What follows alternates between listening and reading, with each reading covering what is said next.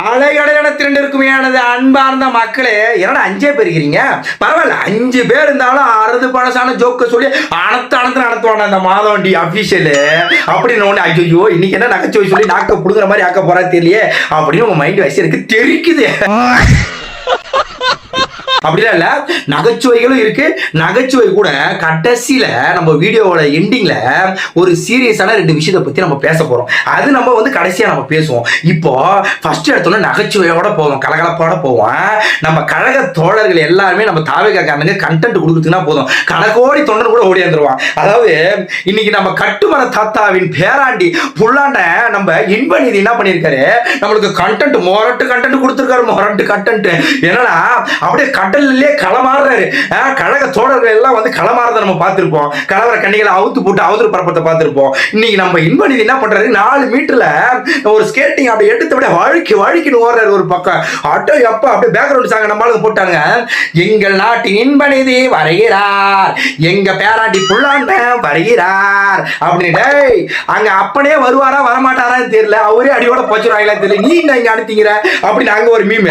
ஐயோ சரி okay right. இப்ப என்ன கதனா, நம்ம இன்பநிதி அப்படியே ஸ்கேட்டிங் போர்ட்ல கடல்ல வழுக்கி வரும்போது உடனே நம்ம தாத்தாவோட ஆத்மா வந்துருச்சு. ஐயோ பேராட்டி, நான் ஒரு பேச்சுக்கு தாண்டா சொன்னேன், தமிழர்களே என்னை கடலிலேயே தூக்கி வீசுற அளவு கட்டு வரவாக தான் மிதப்பேன், அதுலயே என்னை கவட்டில் ஏறி நீங்கள் பயணம் செய்யலாம் அப்படின்னு. அதுக்குன்னு உண்மையாவே கவட்டில் ஏறி மிதிக்கிறியாடா? ஏய் மாஞ்சி தேஞ்சி போன கட்டு மரண்டா, ஐயோ என்னை விட்டுறா என் பேராட்டி.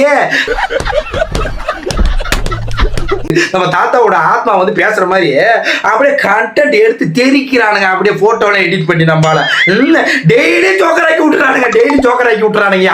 Thank you your honour, thank you. எங்களுக்கு பெரிய ஆசலாம் ஒண்ணும் இல்லைங்க. எங்க இன்பநிதி தம்பிய எப்படி கடல்ல வழுக்கி விளையாடிட்டு போறாரோ அதே மாதிரி முதலமைச்சர் ஆக்கி மக்களோட வாழ்க்கையில குண்டக மண்டக குறுக்க மெருக்க விளையாட்டார்னா ஆண்ட பரம்பரையோட ஆசை நிறைவேறிடும் அப்படி நடத்துறானுங்க. டேய் அங்க நம்ம இன்பநிதியோட தாத்தாவே வந்து குளத்தோரமா கொடூரமா தூக்கி போட்டு அடிச்சுட்டு உட்கார வச்சுக்கிறாங்க. அப்பா வந்து அடியோட புதைக்க போறாங்க. இங்க வந்து திமுக கட்சியை வந்து இருக்குமான்னு தெரியலடா எப்பா அப்படின்ற மாதிரி மக்கள் சொல்றாங்க. நான் சொல்லலைங்க, மக்கள் சொல்றாங்க. ஆமா, இனிமே இது இருந்த என்ன இல்லாம இருந்த என்னன்னா இப்போ கோவையில இந்துஸ்தான் காலேஜ்ல ஒரு நிகழ்வு நடந்திருக்கு, நம்ம எல்லாருக்குமே தெரியும் கரெக்டா இல்லையா? அதாவது 19 வயசு உள்ள அமுதன் என்ற ஒரு பையனை சக மாணவர்கள் கூட படிக்கிற சக மாணவர்கள் 20 மாணவர்கள் சேர்ந்து கொல்லப்பட்டிருக்காரு. எதுக்கு கொல்லப்பட்டிருக்காருன்னா, அதாவது கஞ்சா புழக்கம் வந்து அதிகமா இருந்தது, கஞ்சா அடிச்சு போட்டு அந்த பையனை தொந்தரவு பண்றாங்கன்னு அந்த கல்லூரியில போயிட்டு ஹெச்ஓடி கிட்ட பர்சனலா வந்து அந்த பையன் வந்து சொல்லியிருக்கா. அதை சொன்னதை ஹெச்ஓடியே வந்து அந்த பசங்க கிட்ட சொன்ன உடனே அந்த பசங்க அந்த பையனை தரன்னு இழுத்துட்டு போயிட்டு ஒரு கிரவுண்ட்ல வச்சு அந்த பையனை அடிச்சு கொண்டு இருக்காங்க. கரெக்டா இல்லைங்களா? இந்த அவல நிலைக்கு நம்ம தாவேக்காரனுங்க என்ன பதில் சொல்றது? அந்த அப்பா அம்மாவோட அழுக குரலுக்கும் கதறல் சத்தத்துக்கும் நம்ம தாவேக்காரனுங்களும் நம்ம மாண்புமிகு முதலமைச்சர் இன்னைக்கு டிஎன்சிஎம்மா இருக்கிற மாண்புமிகு முதலமைச்சர் என்ன பதில் சொல்ல போறாரு அப்படின்னு நம்ம கேட்டுதான் ஆகணும். அதாவது எல்லாத்துக்கும் நம்ம வந்து என்ன பண்ண முடியும், ஏதாவது எதுக்கு முனியா இருக்குமே நீ இடுப்பா வந்து முட்டு கொடுக்க முடியாது இல்லையா? போன ஆட்சியில எல்லாத்துக்கும் தட்டி கேட்டோம். போன ஆட்சியில என்ன கண்ட கருமாந்தெல்லாம் நடந்தது, எவ்வளோ வன்கொடுமைகள், எவ்வளோ பாலியல் வன்கொடுமைகள் நடந்தது, அது எல்லாத்துக்கும் எதிர்த்து நம்ம குரல் கொடுத்தோம். அப்ப இந்த ஆட்சியில நம்மளுக்கு இந்த மாதிரி ஒன்று நடக்குதுன்னா அப்ப நம்ம குரல் கொடுத்து தான் ஆகணும். நம்ம முதலமைச்சரை நம்ம தப்பு சொல்ல வரல. ஏன் நம்ம இந்த விஷயத்த சொல்ல வரனா, அதாவது இந்த ஆட்சியில வந்து இந்த மாதிரி ஒரு விஷயம் நடந்திருக்குன்னா முதல்ல வந்து நம்ம முதலமைச்சர் கையில எடுத்த வந்து ஒரு ஆயுதம் என்ன தெரியுமா? போதைப் பொருளை தடுத்தாகணும். வன்கொடுமைக்கு நிறைய பெண்கள் ஆளாவறாங்க. இளைஞர்களை வந்து போதை பழக்கத்திலிருந்து வெளியே கொண்டு வரணும். இன்னைய வரைக்கும் அந்த மனுஷன் அதுக்கு தான் போராடிட்டு இருக்காரு. கரெக்டா இல்லையா? ஆனா இவ்வளவு போராடியும் சக மாணவர்கள் 10 மாசம் சுமந்து பெத்து ஒரு வளர்த்து வந்து காலேஜுக்கு அனுப்பிச்சு விட்டா அந்த பையனை 20 மாணவர்கள் சேர்ந்து கொடூரமா கொண்டுட்டாங்கன்னா அவன் வீட்டில் இருக்கிற ஒரே பையன், அந்த பெத்தவங்களுக்கு எப்படி இருக்கும் மனசு?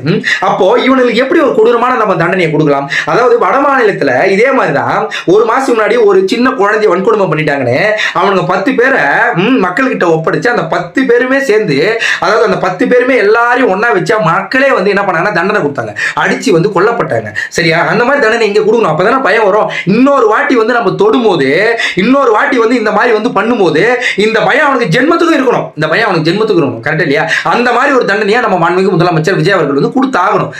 இதை வந்து தாவேக்காவில நம்ம சொல்லிதான் ஆகணும். இந்த விஷயத்தை நம்ம பேசிதான் ஆகணும் இல்லையா?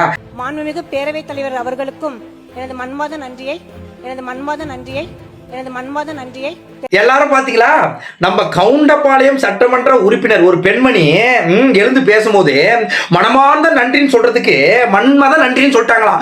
உடனே கட்சிச்சா அவதூறு பாயிண்ட் இங்க பாருங்க அப்படின்னு நம்ம பாலிமர் நியூஸா இல்ல போலிமர் ஓலிமர் நியூஸ் என்ன பண்ணிட்டாரு டப்புன்னு, இங்க பாருங்க அப்படியே ரஜினி திரும்ப இருப்பாரு அப்படி 2-3 டைம் அதே திருப்பி போட்டு காமிக்கிறாரு. அதாவது நல்லத மக்களுக்கு திருப்பி போட மாட்டான், இந்த மாதிரி அவுத்து போட்டு அவதூறு பரப்பத்தை மட்டும் தான் திருப்பி போடுவாரு. இவரு அந்த மனமார்ந்த நன்றி மன்மத நன்றின்னு சொன்னதை திருப்பி போட்டவரு இவரு அடுத்த 1 மணி நேரம் கழிச்சு ஒரு ட்விட் போட்டார். என்னன்னா, நம்ம கீர்த்தனா வந்து மைக்ரோடெக் பார்க்க வந்து கொண்டு வரதை வந்து மாண்புமிகு முதலமைச்சர் வந்து உற்று கவனிக்கிறார் அப்படி உற்று நோக்கி கவனிக்கிறார்னு சொல்றதுக்கு உற்றி என்ன பண்றாரா கணிவித்தார் மூஞ்ச பாத்தீங்களா இதுங்களுக்கு.